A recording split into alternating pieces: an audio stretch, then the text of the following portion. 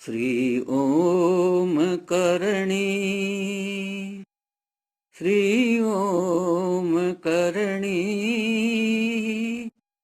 श्री ओम करणी, श्री ओम करणी।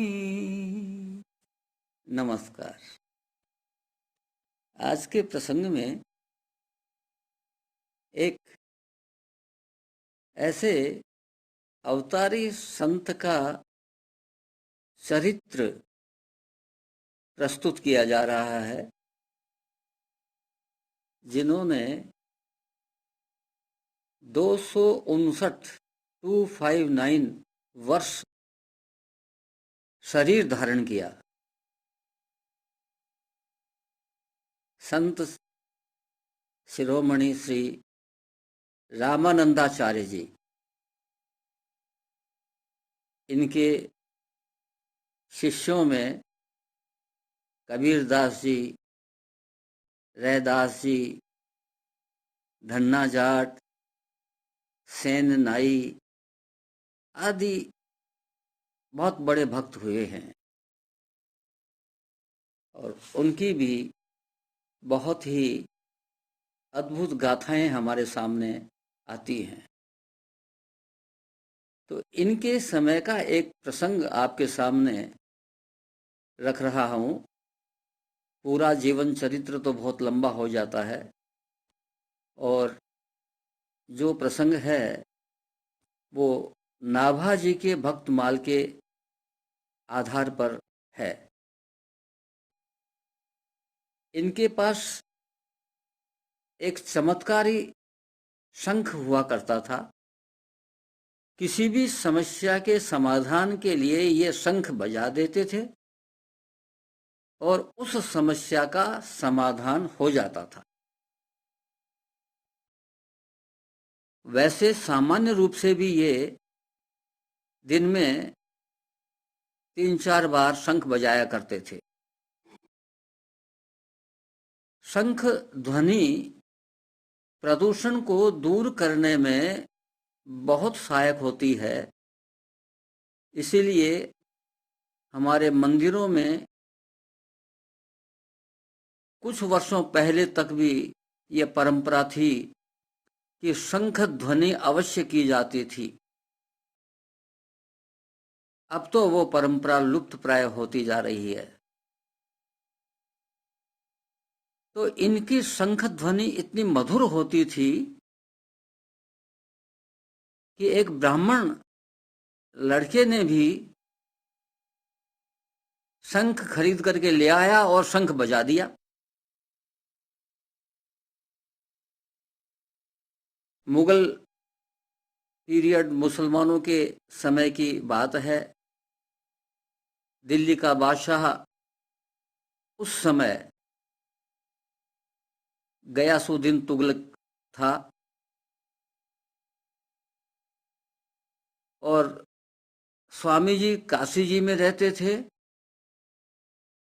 काशी जी में कोतवाल प्रमुख हुआ करता था।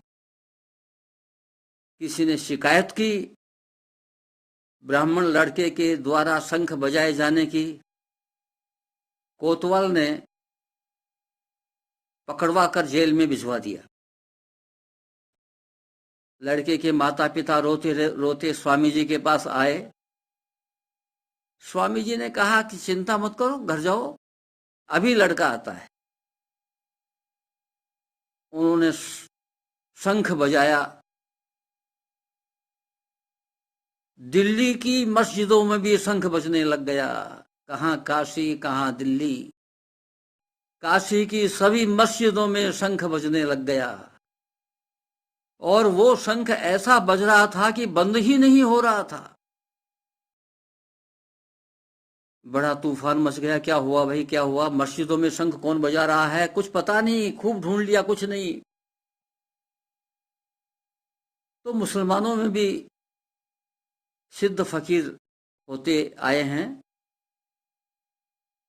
उस समय 2 सिद्ध फकीर थे, उनके पास में मुसलमान लोग गए। भाई मस्जिदों में हमारी यह हालत होगी, क्या चक्कर है, क्या बात है, कुछ बताओ। उन्होंने कहा कि भाई देखो, हम वैसे तो कुछ नहीं कह सकते, लेकिन हमने सुना है कि एक हिंदुओं में बहुत ही सिद्ध चमत्कारी संत हैं इस समय, श्री रामानंदाचार्य जी, और अपने जाति भाई जो कबीर है वो उनके गुरु हैं। ये उन्हीं का काम है, उनके पास जाओ तो समाधान निकल सकता है, और कबीर को साथ लेके जाओ क्योंकि वो उनके चेले हैं और अपने जाति भाई हैं। कबीरदास जी को हिंदू भी अपना समझते थे और मुसलमान भी अपना समझते थे। कबीरदास जी के पास गए, कबीरदास जी ने उनको खूब डांटा फटकारा और फिर उनको लेकर के स्वामी जी के पास गए। उनको जब स्वामी आश्रम के बाहर पहुंचे तो उनको कहा कि भाई तुम ठहरो बाहर, मैं स्वामी जी से मिलके आपको अंदर बुलाता हूं। तो वो स्वामी जी के पास अंदर गए, स्वामी जी को सारी बात बताई।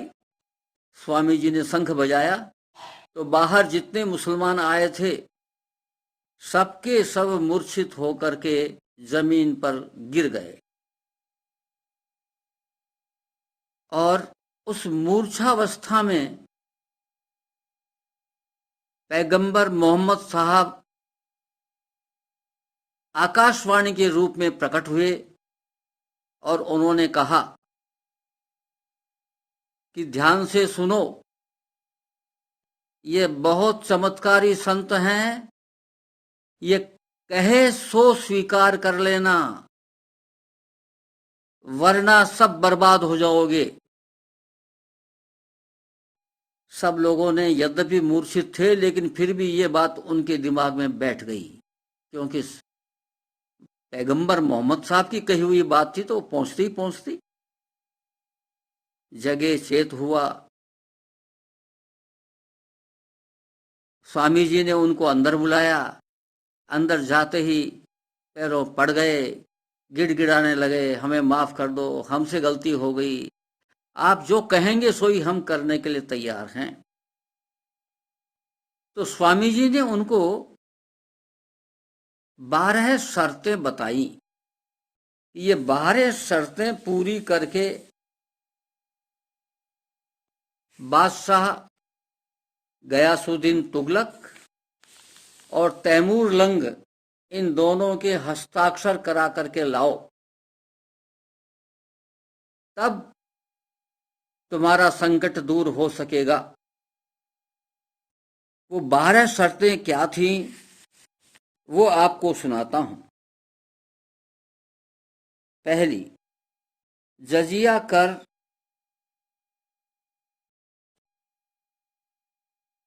नहीं लगाओ, उसको तुरंत हटाया जाए।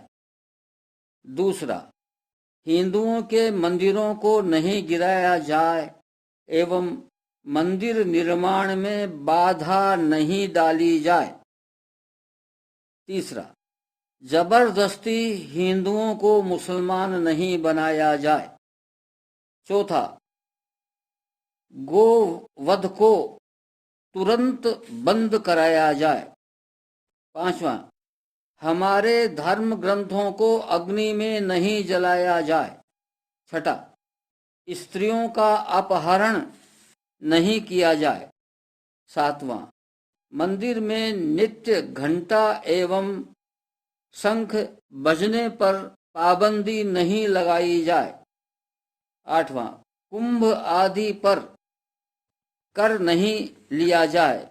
नवा, कथा कीर्तन में रोक नहीं लगाई जाए। 10वां, अपने धर्म के पालन में विक्षेप नहीं डाला जाए।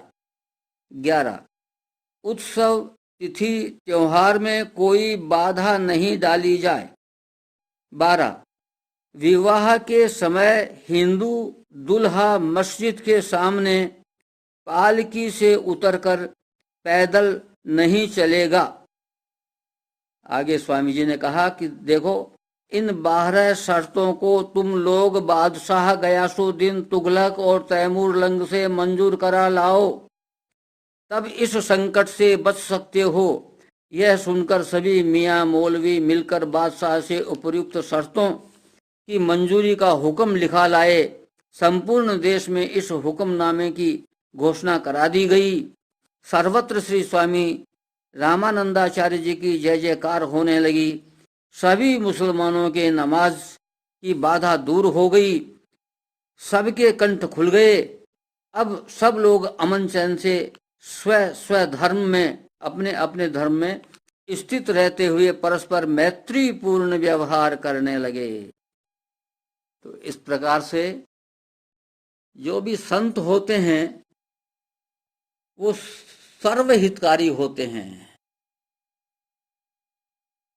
उनका एक ही लक्ष्य होता है कि समस्त मानव प्राणी का कल्याण हो। किसी जाति विशेष से जुड़े हुए वो नहीं रहते। तो ये श्री रामानंदाचार्य जी का थोड़ा सा आपको एक उल्लेख करके और चमत्कार रूपी बात बताई है।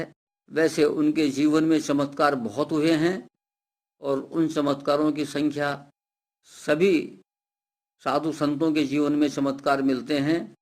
और हमारे समाज की व्यवस्था भी कुछ ऐसी है, वो साधु में चमत्कार की अपेक्षा भी करती है, जबकि साधु वही है जो खुद चमत्कार की अपेक्षा न करे, बल्कि चमत्कार की उपेक्षा जरूरी है। यदि साधु चमत्कार उसको होता है और उपेक्षा नहीं करेगा तो चमत्कारों में फंसकर उसका साधु तो समाप्त हो जाएगा। इसलिए साधु को तो चमत्कार की उपेक्षा करनी चाहिए। अपने आप चमत्कार कोई हो जाए तो उसको उसकी तरफ ध्यान नहीं देना चाहिए, उसकी उपेक्षा ही करनी चाहिए। क्योंकि चमत्कार तो आते हैं, पक्के रूप से आते हैं। जरा सी भक्ति आगे बढ़ेगी तो चमत्कार आपके सामने प्रकट होने लग जाएंगे। पहले तो छिपे हुए आएंगे, फिर प्रकट होने लग जाएंगे। तो जब भी चमत्कार प्रकट होने लग जाएं तो बिल्कुल चुप हो जाइए, उनको इग्नोर करिए। कहीं चर्चा में इस विषय को कभी भूल करके भी नहीं लाना है। चर्चा में ये विषय आ गया तो पतन होना निश्चित है। आज बस इतना ही। नमस्कार।